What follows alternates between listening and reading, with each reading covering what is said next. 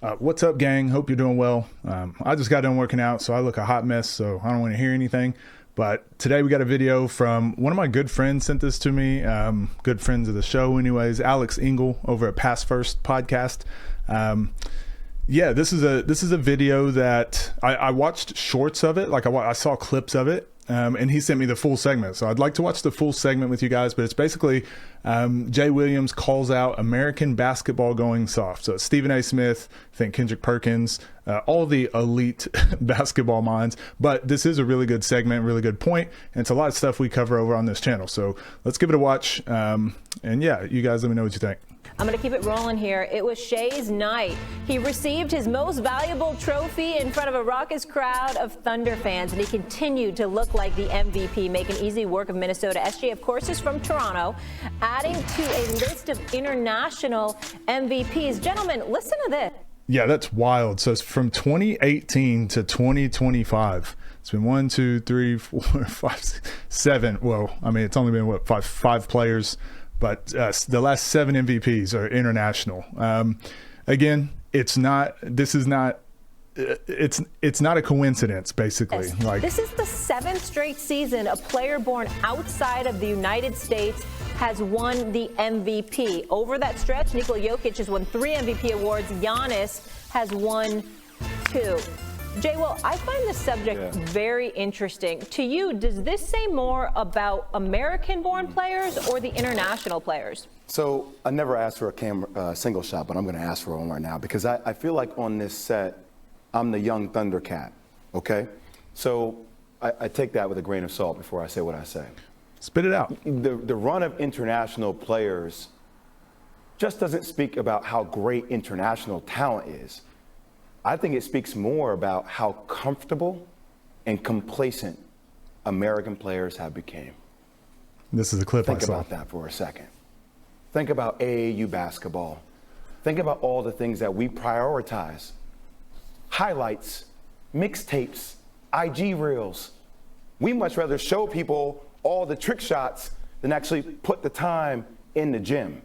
Now, I'm not saying that speaks for every American player, but as a whole, that's where the American society is at. I had a chance to be a producer on Giannis's marvelous journey. When you get a chance to see how some international players. So I just want to stop it there. Obviously, this is everything I've been saying on my channel since I started. Again, being overseas for so long, I mean, everyone kind of intuitively can see that the development style and everything we do in America isn't top notch, but we got so many players. We've got the elite of the elite. We've got the best athletes in the world. It doesn't necessarily matter when you can pick from the cream of the crop. The problem is that everyone else is caught up now and they don't have the cream of the crop and they're competing with us. You look at the Olympics and we barely skated by. A couple shots go a different way.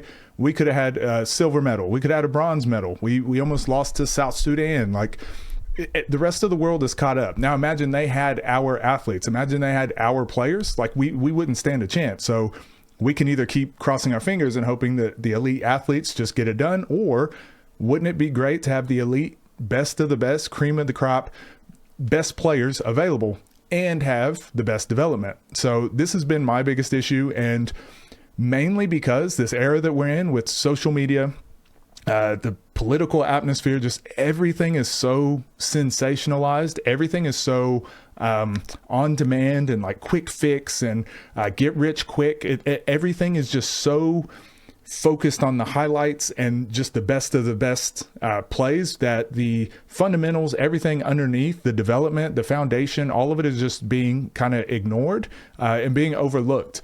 So with that being said, you look at the NBA, majority of the best players are still going to be Americans, but that number is like shrinking. It's been shrinking since the last, I don't know, 20 years. I think internationally this year, there was over 100, I believe, over 100 international players in the NBA.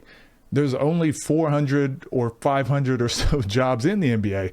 You know, if we just keep going the same course we're going, in the next 10 years, it could be half, 50% of the NBA could be international or more than half. So again, it's not a problem until it is. I'm just someone who's been speaking about it before it's become a problem, because I like to think worst case scenario, best case scenario, and then figure out where we are. Most people just go with the flow. Whatever happens, happens. They don't really have a lot of agency over where they go. They just jump on board and hold on and hope for the best. I think that's why these conversations have been so important, and so many of you have commented on my videos and on the channel and saying that you've had the same frustration. So I'm glad I'm not the only one. I'm glad that it's now finally hitting the mainstream guys. Will Bond, I really appreciate. Stephen A., whatever, entertainment guy, he's one of the people that's actually caused some of this problem, and not that I'm against that. He's an entertainer, and since everything's gone towards entertainment rather than substance, he's just happened to be one of the winners. Jay Williams, he's participated in it. We all have, but for him to speak out like he is now, that means these conversations are hitting the mainstream. We're doing something right. All of you guys that are commenting, and all those guys that are pushing the game forward, we're doing something right. Also, I don't know if you've noticed this, but I've seen tons of Instagram trainers, social media trainers, even a lot of guys that I've called out are starting to also preach the same thing. Like, oh, these guys are teaching you this, or online trainers be like. They're also now changing their tune a little bit. I think it's great. My whole purpose for creating this channel was exactly that, to start these conversations, to get to course correct basketball, to put some checks and balances in place. So this makes me so happy to see. Also, I know I just rambled a lot, but someone commented on my last video and was like, this video would be better if you just played the video and reacted rather than talking so much. Dude, the original video, the original link is going to be down below. If you don't want to hear my thoughts, don't know why you're on my channel, you can just watch this on ESPN. But this is for everyone that likes to have these conversations, likes to give their input. So interested in what you guys think. We'll watch a little bit more here. Live, how damn hungry they are, how fundamentally sound they are. And also, European basketball, players here talk about like, oh, you have to go to European. You ever know how damn physical European basketball is? You hear some of these veterans, Isaiah Thomas, some of the greatest players to play our game, applaud the NBA for allowing the level of physicality to come back into basketball, which we've seen in the playoffs. Go over and watch European basketball. Go over and watch some of the traditionally historic teams play. You get a bow when you come down the lane. You get hit. Another great point. This is why I coach and teach the way I teach. Most of you are not going to be playing in the NBA. If you're going to play in the NBA, you don't really need you need all the fundamentals in the world to get to that level. Once you're at that level, you can explore and do a little bit different things in the NBA. But if you're playing in the Olympics, or you're playing FIBA style, or you're playing in Europe, you're playing in Australia, you're playing any FIBA style basketball, it's physical. The rules, the slight changes in the rules make a huge difference. The travels, the foul calls, the contact, the freedom of movement, it's a completely different game. I see it all the time. Division I players or ex-professional players in the NBA go play overseas and struggle. And I see a lot of guys that didn't play a very high level go overseas, and then they learn how to dominate. They learn to adjust. So it feels like a different sport. When I played college and high school over here, and then I went overseas, I had to adjust. I had to learn some things. A lot of my moves that I used, they were calling travels, so I had to find new moves. Jumping in the lane, they just hit you. Like if guys are there, if they're already standing in the lane and you come through the middle of that lane, you're getting an elbow, they can kind of take you out of the air a little bit, because you're jumping unprotected. You're not unprotected just because you jumped. That's why you see less dunks. People assume there's less athletes. Obviously, there's less athletes than what we have in America just because of sheer numbers, but there's freak athletes everywhere, all over the world. There's 7-footers playing in the EuroLeague. There's NBA players, former NBA players playing in Europe, and you don't see a lot of dunks because that lane, defensive 3 seconds for one, but that lane is clogged and it's physical. So learning how to fundamentally play off of 2 feet, finishing through contact, all that stuff is a must. It's a prerequisite before you can have any success overseas. There's like shooting threes, like if they're in your space, a lot of times they're crowding your space, hitting your arm, not letting your hands get free. They're playing really handsy, stepping underneath you. They changed that slightly the last few years, but for my whole career, I was landing on people's feet all the time. So I had to be very clear and very open whenever I was shooting a shot. Otherwise, it was a contested, really tough shot. So, yeah, all this is very true. This is so important, and I really wish people had more perspective, especially the people at the top. Like, I wish they had more perspective of what basketball was like in the rest of the world, what it's like in the NBA, and how to mesh the best parts of both. Get knocked down, ain't no other teammate coming to help you. You get your own ass up. We have prioritized the showmanship of the game, Mike, and we have lost sight of what this game is about. Now, it just doesn't. There are players who are American players that play hard. I'm not saying that. But I do believe we focus on IG and other things instead of actually mastering the damn game. And all these dudes that we're seeing, they're mastering it. Well, J. Will, amen, well said. First of all, I don't disagree with a word that you just said. Think about what it could be if Luka, depending on his own commitment to fitness and some defense, if Luka really seriously matches what we know he can do offensively, his wizardry, on the rest of his life and game. And then you got Wemby coming behind him. Mm-hmm. You know this could go indefinitely. The two of those guys could win 5 MVPs. We know they could. We know the two of them alone could win 5. That would stretch the international dominance. I've wanted to see, for the reasons you talked about with pride, I've wanted to see the All-Star game is a waste of time. The game itself. It's a waste because they're not interested in playing it. But if you have the United States versus the world, think of the buzz that would create, the interest that would create. And I know there's... So, a couple problems here. I completely agree. All-Star Game is garbage. I don't want to go too deep into this. This is a different video on its own. All-Star Game is a waste of time. Just don't have it, or do something like this could be very interesting. I still don't think the best players for the NBA would really take it that serious. There's got to be some incentive. There's got to be something to do. I think thinking about the All-Star Game is just a waste of time. It's just not what it used to be. Until you can have less games in a season to where players are more fresh and more rested, no one's going to take it serious anymore. I think it's beyond. I think you need a couple years off, give people a chance to miss it, give players a chance to miss it before you bring it back, maybe. Certain star players in this league that don't want their competitive juices to have to flow during All-Star break because it's supposed to be a break. Too bad. If the league wants to really showcase, you put an in-season tournament. No. How about an in-season All-Star game? What is the holdup from that happening? Because I'm not interested in this. I'll skip ahead. Sunday night. An indictment against the American players because of the complacency. I don't differ in my feelings one iota from what Jay or Mike Wilbon uttered. I do think it's worth adding that NIL now, that social media for the last several years, along with AAU for many years, has served to also kill the American game to some degree. So here's my issue with this. He's not wrong. I just have a massive disdain for Stephen A. Smith, not because he's a bad person. It's just he is also he's a massive part of why NBA basketball coverage, sports coverage has gone the way it has. Him and Skip Bayless. As much as I used to love watching First Take and ESPN back in the day, and honestly, Stephen A. Smith was one of the first ones that made it entertaining as well as insightful. Like, he had a lot of things I didn't agree with, but it was entertaining to watch.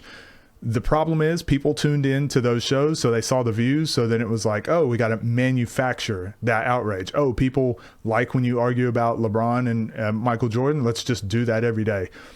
Stephen A. Smith has so much to contribute to the sport in a positive way. But again, money just changes the way people act. Views changes the way people act. And he completely just dove into that. He got audience captured and was like, oh, whatever you guys want to watch, I'll just keep putting that out.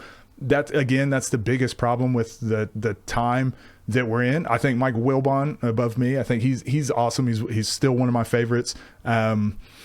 Stephen A. Smith has largely created this blueprint for creators, content creators, social media. Like, he's an OG of the content space, even though he did it through network television. There's so many people that copied that formula, and now that is what sports shows are. It's just drama. It's just yelling over each other. They're not really making any interesting points. That is social media. That's what Instagram is. That's what these reels and TikToks are. It's that, but just crammed into a smaller into a smaller soundbite. So I think Stephen A is a large problem as well, and the Stephen A caricature. But he's right. AAU plays a role. What else did he mention? All-Star game, and I can't remember, social media, whatever. But all these things play a role. The issue is it's a holistic approach we need to take. Look at my videos, look at the things I've covered. There's so many issues with it. I'm doing my best to call out the parts that I think are bad. And eventually I want to get to all the parts that are bad about basketball, and also talk about the things that are good and the things we should do more of. We can't just look at the hot topic now. I'll make a video on this too, but is AAU is ruining basketball. AAU is bad, but in Europe, in Australia, like, club basketball is the main way you play basketball. The issue, NIL is what he brought up. The issue is we have our schooling and education attached to the sport. So we've got kids that don't go to class, but they're really good at basketball. So now we've got this kid that's not going to class, not making grades, not doing all these other things. You get these coaches that are willing to go, hey, I want him on the court, even though he's not making his grade, so I'm going to play him anyways. That kind of disrupts the system. It disrupts the reward system of this player. Oh, just be good. Just be good, and nothing else matters. You don't have to think about your responsibilities. Don't have to show up to class. Don't have to worry about finances and money. Just be good at basketball. That coach then gets promoted because they're good at getting good basketball players and developing great basketball players. But really, you're just not putting rules and regulations around this player that should be showing up to class. In club basketball, so whenever I was working in Australia, I didn't have to deal with any academics with any of our players. We could work on showing up to practice. We could work on attitude, coachability, application, talent, obviously, physical attributes, all that stuff. We could focus on the sport. Then we could focus on the development of the sport. We're asking high school coaches, college coaches, we're asking them to also have a educational aspect to it. So AAU isn't the problem. It's a symptom of the overall problem that we have here in America. Which means that we can't highlight a dereliction of duty, focus, commitment, etc., and just highlight the players. The coaching has changed because you have people with agendas that are about positioning themselves to get what they can, as opposed to teaching the game to the level that the game should be taught. It's one thing we mentioned. You think about European coaches and the kind of things that you hear about them and the level of focus. Definitely, I think that's. And see, I'd be interested. Has Stephen A. Smith gone to Europe and watched some of these EuroLeague games? Has he gone to Asia, watched some FIBA basketball? Has he traveled the world and watched basketball in different countries and then had this insightfulness to talk about it? He's good thinking off the top of the head. So he's heard what Jay Williams talked about. He's repeating what other people have said, and so he's not wrong. But he can't see the whole picture. And again, this is not a Stephen A. problem. Like, I have my personal not conflicts, but issues with some of the things he does. But I mean, he's not wrong. He's saying the right things here. But when we don't understand like the root of the problems or where it's coming from, what you're going to hear a lot of people say is players are soft. Yeah, but how did it get that way? Because the coaches, because the adults, because the owners, because the NBA executives, those people, from the commentators, those people have made it the way it is. We've rewarded players being emotional and over the top and whatever, because those are the ones we talk about all the time. We've promoted, someone like LeBron. I know everyone it's a super controversial topic, whatever, but everyone, he's in the news all the time on ESPN and all that, but he's had no controversies, no issues whatsoever, but it's like an attack. It's an attack. It's an attack. It's like, dude, let's just break down the basketball. Let's talk about there's so much beautiful stuff to talk about, but we don't talk about the basketball. We just talk about all the things surrounding it, all the things about the basketball.